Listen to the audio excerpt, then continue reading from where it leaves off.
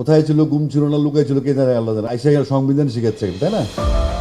স্বরাষ্ট্রমন্ত্রী সালাউদ্দিন আহমদের গুম হওয়ার ঘটনা নিয়ে গায়ক আসিফ আকবরের মন্তব্যের তীব্র সমালোচনা করেছেন বিএনপি নেতা রাশেদ খান। গতকাল রাতে ফেসবুকে দেওয়া এক পোস্টে তিনি অভিযোগ করেন, স্বরাষ্ট্রমন্ত্রীর গুমের মতো সংবেদনশীল বিষয় নিয়ে আসিফ আকবর সাবেক প্রধানমন্ত্রী শেখ হাসিনার মতো একই ভাষায় কটাক্ষ করেছেন। পোস্টে রাশেদ খান উল্লেখ করেন, সম্প্রতি স্বরাষ্ট্রমন্ত্রী সালাউদ্দিন আহমদকে উদ্দেশ্য করে আসিফ আকবর মন্তব্য করেন, এই লোক গুম ছিল নাকি লুকিয়েছিল আল্লাহ জানেন, স্যুট পরে এসে এখন সংবিধান শেখাচ্ছেন। রাশেদের মতে, গুমের মতো একটি ভয়াবহ মানবাধিকার লঙ্ঘন নিয়ে এ ধরনের ঠাট্টা বিদ্রুপ শেখ হাসিনার অতীত মন্তব্যেরই রূপান্তর।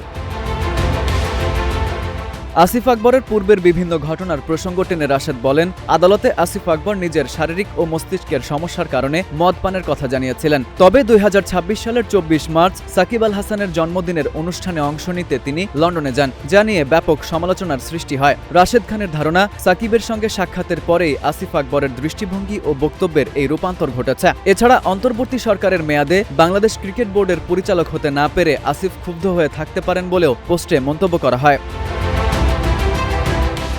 বিএনপির এই নেতা জানান, ছোটবেলা থেকেই আসিফ আকবর তার পছন্দের শিল্পী ছিলেন এবং বিএনপির লক্ষ লক্ষ সমর্থক তাকে গায়ক হিসেবে ভালোবাসতেন। তবে গুমের মতো বিষয় নিয়ে প্রশ্ন তুলে আসিফ আকবর নিজেকে সাকিব আল হাসানের মতোই বিতর্কিত অবস্থানে নিয়ে যাচ্ছেন বলেও মন্তব্য করেন তিনি। একজন প্রিয় শিল্পীর কাছ থেকে এ ধরনের আচরণ প্রত্যাশিত নয় উল্লেখ করে রাজনৈতিক সমালোচনার বাইরে গিয়ে গুম নিয়ে কটাক্ষ না করার আহ্বান জানান তিনি।